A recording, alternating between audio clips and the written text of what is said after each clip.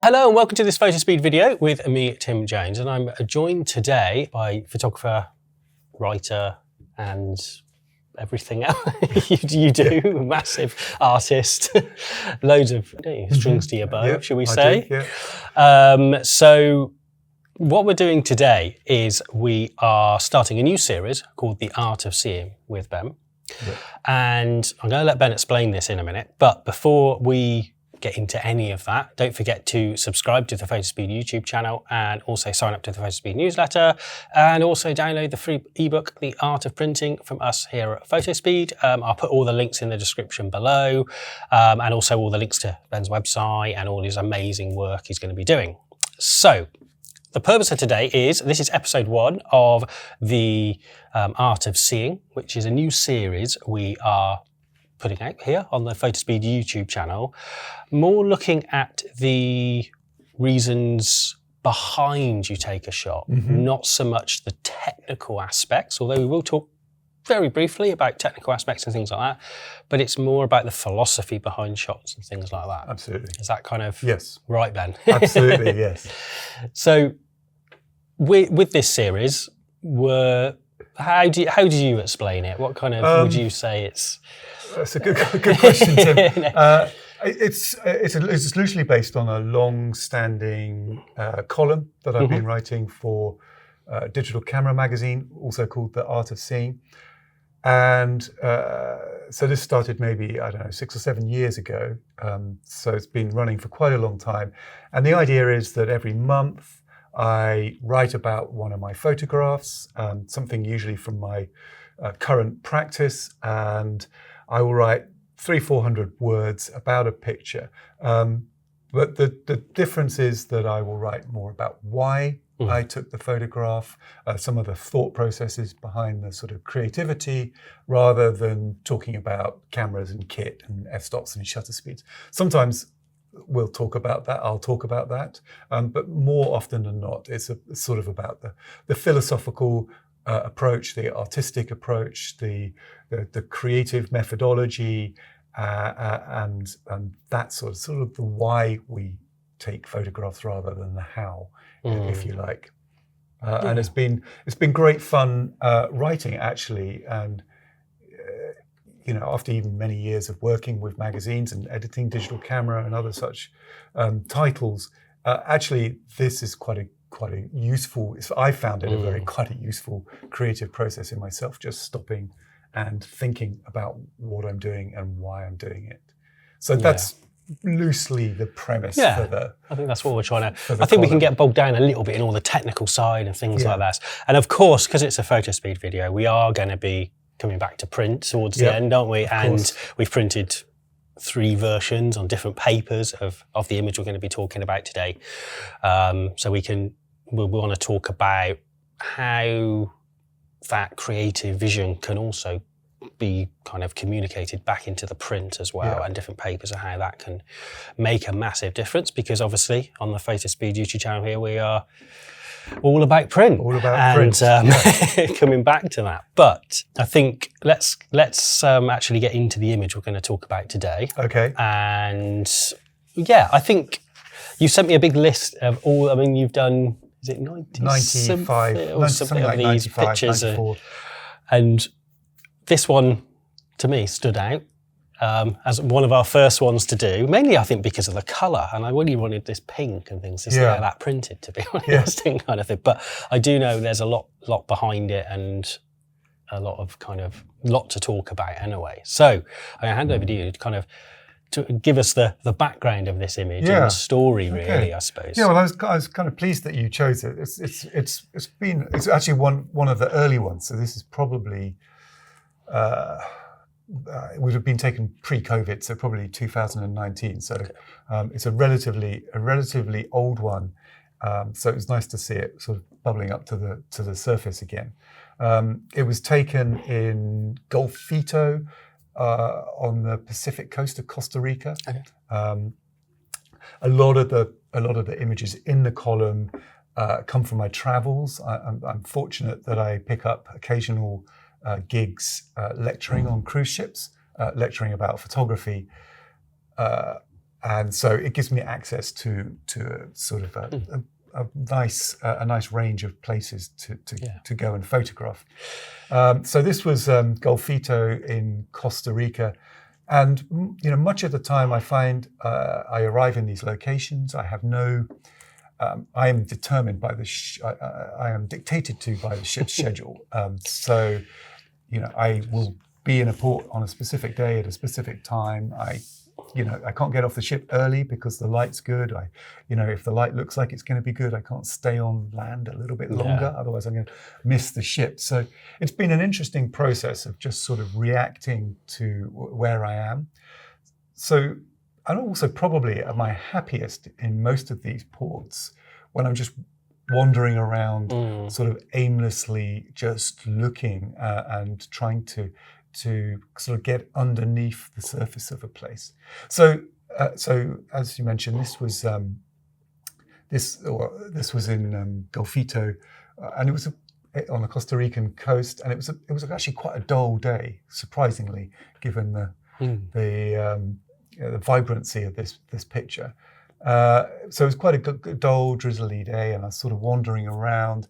And I was sort of struck by this. I'm often looking for themes, humanity's relationship with nature and things like that that will interest me as I sort of pursue my sort of global travels. So initially, it was the color. It was the pink of the building, the pink of the building here, the yellow in the background, and then the foliage with its sort of pinky tones here. They've been tweaked a little bit to accentuate that, but not all that much, just a little bit to sort of tease them out.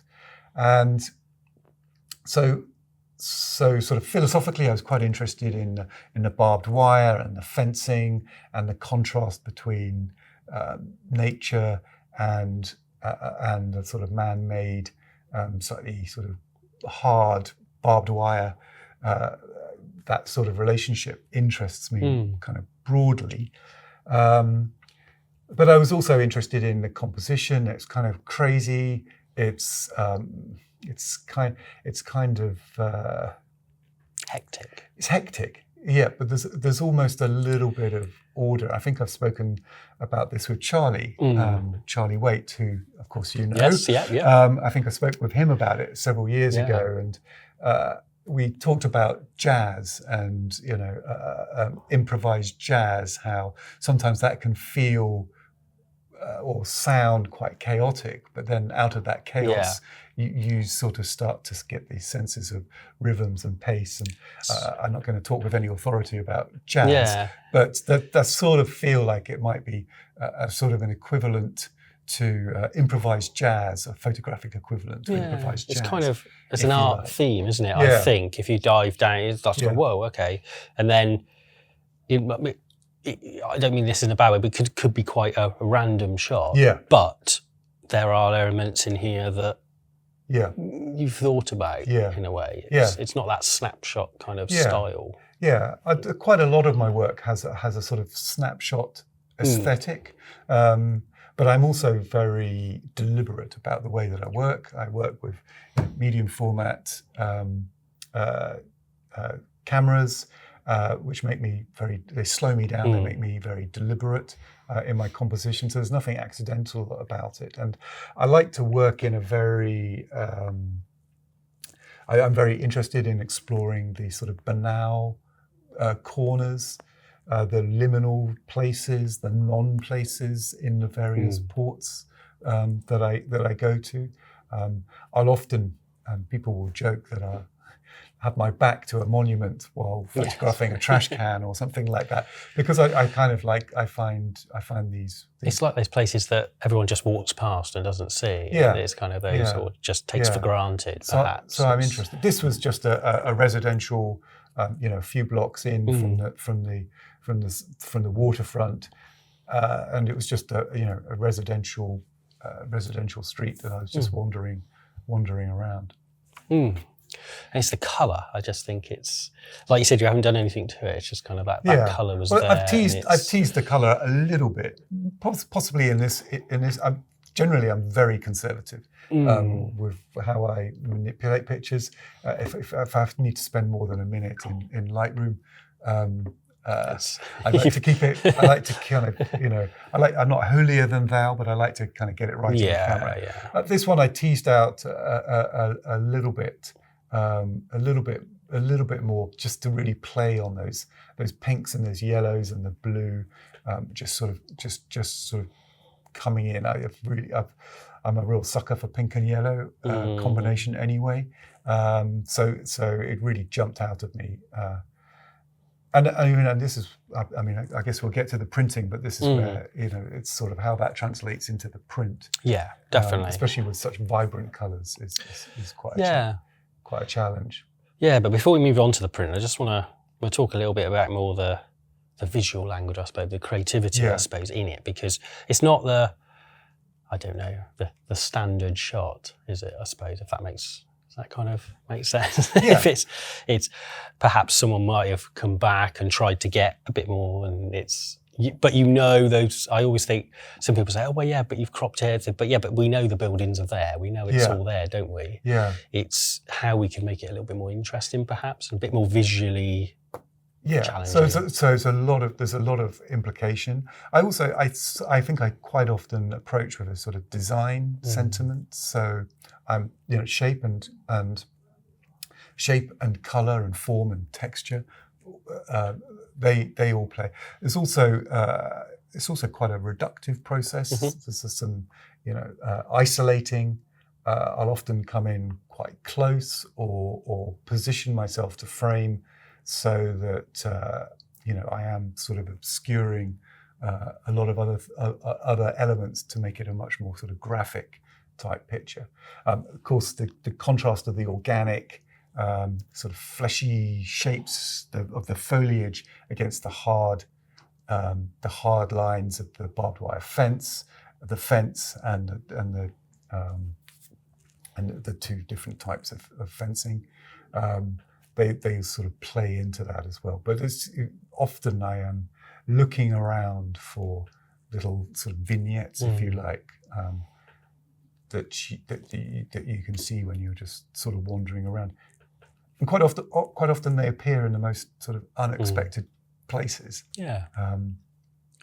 I run a lot of workshops, and often we'll choose a glamorous location, the Snowdonian Mountains or something for a workshop. But sometimes I think it would be a better workshop would be in a roundabout on the outskirts of Swindon, or somewhere very ordinary, a supermarket parking lot or something like that. Actually, because it gets you looking and seeing, and that's another thing that really underpins. It takes away the obvious, doesn't it? Yeah. It's sort of it's very easy to fall into the trap when you go to a well photographed location and thinking, well, that's the shot. That's the shot that Joe got. That's the shot that Charlie got, or whatever. And I'm going to try and get that, which is fine.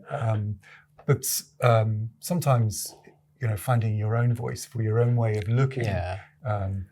I think that's the thing, isn't it? What we're trying to talk about is that own style, I suppose. Yeah. And I don't know, do you want to explain the work or let the viewer kind of find their own meaning, I think, because I know with my own work, I like to let the viewer find their own way. But I suppose each of these shots has a meaning for you as well, perhaps. I mean, definitely more and more, as I sort of transition from my world in consumer photography magazines to sort of where I am now as more of a sort of practicing photo artist, for want of a better words. I mean, I much more work in bodies of work, thinking about projects. So this doesn't actually sit in a broader body of work. It's more of a sort of standalone image. But now I think much more in terms of project-based work, which usually is articulated through some mission statement, artist statement, something like that, which will hang it together. So sometimes I think that can be useful in steering the viewer in the right direction.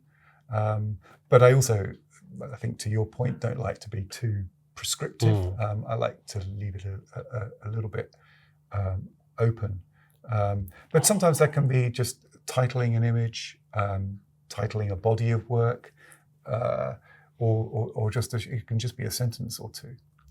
I do think, regardless of whether you lead the viewer into thinking about the work or giving them information to think about the work, I do think it's a really important exercise as a sort of creative to just sit down and jot down some words, even if they're just for yourself, because it does help you articulate your thought process. And then you can sort of build on that. And I would advocate, although I'm not necessarily the best practitioner of it, but keeping a little visual diary. Just I do this very much in a public domain, on the page of a magazine, but actually just a couple of sentences to write about. If I would recommend, your listeners, your watchers, viewers, just getting a picture once a week from their current practice, their current projects, whatever they're working on, to just sit down and just think, why did I take this picture, and just try and jot down a couple of sentences. And I'm almost prepared to guarantee that it will make work grow in a positive direction. Well, yeah, I think that's the point of this series, isn't it? Yeah. Really, to kind of just hopefully expand what people see and why. Yeah. And I think that's a really good idea. Just kind of talk about an image. I suppose even just a conversation about an image or why you took it. And I think sometimes we're caught up in how did we take it, and we don't talk about the why. Yeah. And maybe it might not be relevant in some people's cases of why they take pictures, but I think in most people's it probably is, and why they press the button at that particular moment, and it makes you better. Yeah, I think so. I mean, the how is important. Photography is a craft, and choosing the right tools and understanding how they work and being able to control the final image. It's the right tools for you, isn't it? I think. Yeah. I mean, you work in medium format, which is the right tool for you, and it gives you the look you want and the feel it wants as well. But if I was, I think this was taken actually not on a medium format. This is when it was about this time that I transitioned to a medium format.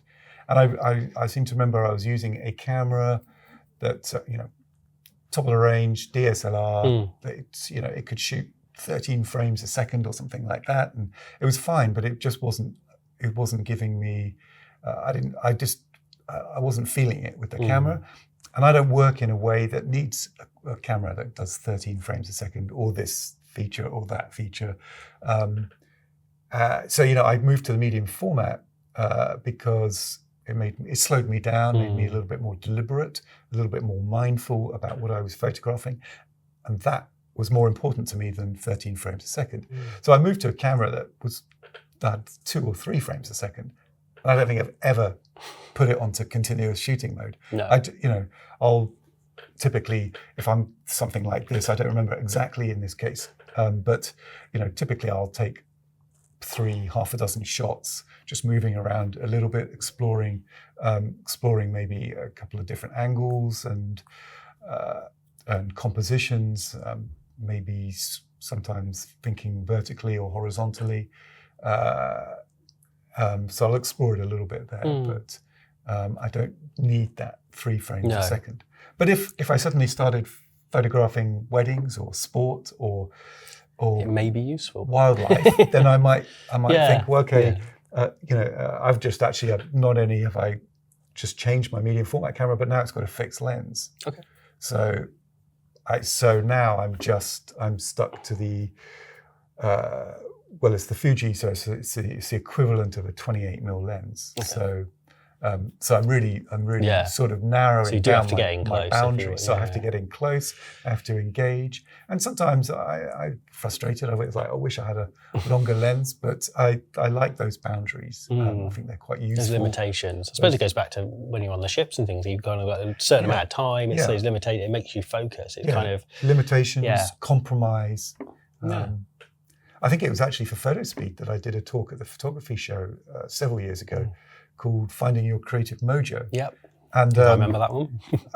I remember being excited when you guys asked me to do the talk. I was like, yeah, Finding Your Creative Mojo. That sounds that fun, sounds good. fun and funky. And then my first slide, I remember I sort of had words like discipline, accountability, exercise, boundaries, all sort of words that you might sort of more closely associate with the corporate world.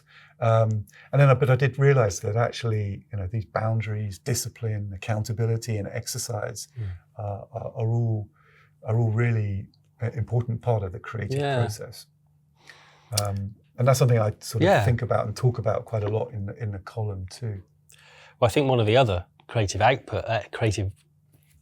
kind of things that we need to talk about is the output, I suppose, and the print, and how, obviously, in the digital world, we are blessed with being able to see all these images all the time and things. But I think it's the print, isn't it? It is, absolutely. And we've printed this one on 3 different papers. Hopefully we can talk through how, each one has their own kind of, they're similar, but they all have the same look and feel, I suppose. But there are some differences in how these papers can change things slightly, and also change perhaps the visual language or the kind of the feel of the picture as well. So we've gone for an NST Bright White in the top left here, which is a very high white point paper. So hopefully things will pop a little bit, and there is the white difference between yes, you can see that. Platinum etching cotton we've got down the bottom here, which is our new paper and has slightly texture to it as well.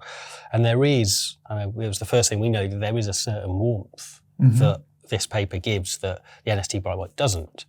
And I know that other photographers have talked about the warmth being a bit more welcoming to people, so it draws people in a little bit more. If that's something you want, I suppose, in your visual language. Yeah. I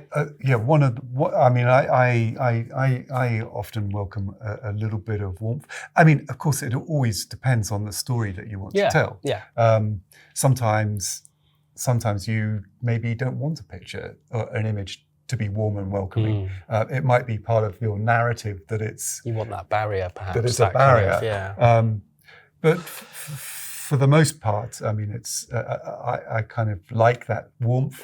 I tend to work with a sort of slightly lighter, some people have described, it sort of seems obvious here, but more generally my work has been described as having a sort of pastel color palette, which is not necessarily something I specifically look out for, but it seems to have happened by process. But yeah, the warmth is nice. Sometimes I did have a habit, I was a little overzealous. Maybe even when this picture was taken, I used to just drop the yellow curve, the blue curve, to just bring in a little bit of yellow into the highlights, just a few points on the curve, which you can possibly just see coming in here. Yeah. I think I was a bit overzealous with this about 6 years ago, which is. But do you think you would change the edit based on, if you were using a bit more warmer paper, perhaps? Would you not do that little? I don't. I'm not sure, because I'm really drawn to this quite like paper. It, yeah. I really like the mateness of it. These are quite. I've tried printing this on a number of different ways, and they're quite challenging colours to work with. And this has. All of them look great, but I do like the warmth. I like the texture of this one as well. It almost has this little natural sharpening to it. I think I always say that about these platinum etching papers. I'll often use flash as well. I don't believe I did in this instance, but that's also plays into that aesthetic and flattens things in a slightly painterly way. I'm sure some of the pictures we've got coming up will. I think the textures it brings you back, doesn't it? I think. Yeah. I always think the print brings you back to that moment. It's digital is there's that barrier still. It's almost like you're looking at it through the lens still, where you're looking at it with your eyes. Yeah. I think the matte papers tend to, because you said about the pastel colours and things, the matte papers are naturally where we kind of go to think about that. But we have done a kind of a semi-gloss here, which is our Platinum Gloss Art Fibre, which has this, it's almost like this satiny kind of feel to it. It's not like a full gloss. It is very much that semi-gloss and sits between. Hopefully you can see on the camera here. That shine going on. Yeah. And it's got that very subtle, it reminds me of a darkroom paper. Yeah. Like a fibre-based darkroom paper. Yeah. And it just gives that little shine to it, which again has its own look and its own feel and its own story, I suppose, to tell. But maybe, again, it's down to that personal choice of you as the photographer or artist as to which one. But for me, I am drawn towards to that as natural. Well, yeah.